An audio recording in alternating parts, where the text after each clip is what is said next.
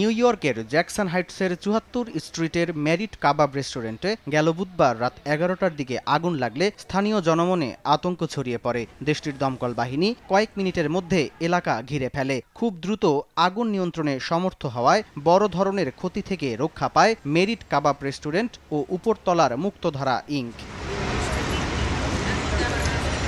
ইতালির ব্রেসিয়াতে বৃহত্তর কুমিল্লা সমাজের ১০ম কমিটির অভিষেক ও ঈদ পুনর্মিলনী অনুষ্ঠিত হয়েছে। নবগঠিত কমিটিতে মোহাম্মদ ওয়াদুদ হোসেনকে সভাপতি ও মোহাম্মদ ফয়সালকে সাধারণ সম্পাদক করে আগামী ২ বছরের জন্য ২৭ সদস্য বিশিষ্ট কমিটি ঘোষণা করা হয়। অনুষ্ঠানে সংগঠনের সকল সদস্য, উপদেষ্টা মণ্ডলী ও স্থানীয় রাজনৈতিক ও সামাজিক সংগঠনের সদস্যরা উপস্থিত ছিলেন।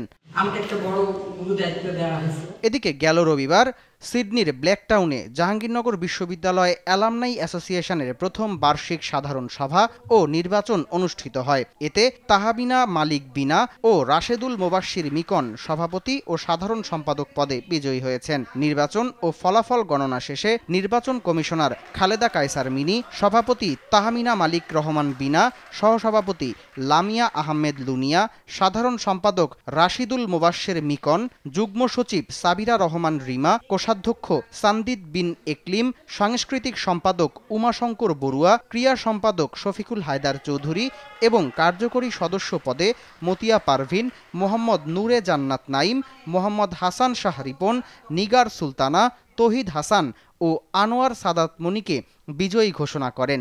এই নতুন নির্বাচিত কমিটি আগামী ২ বছর কার্যক্রম পরিচালনা করবে।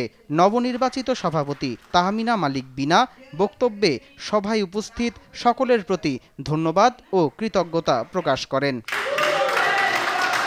সামদানি প্রত্যয়, RTV।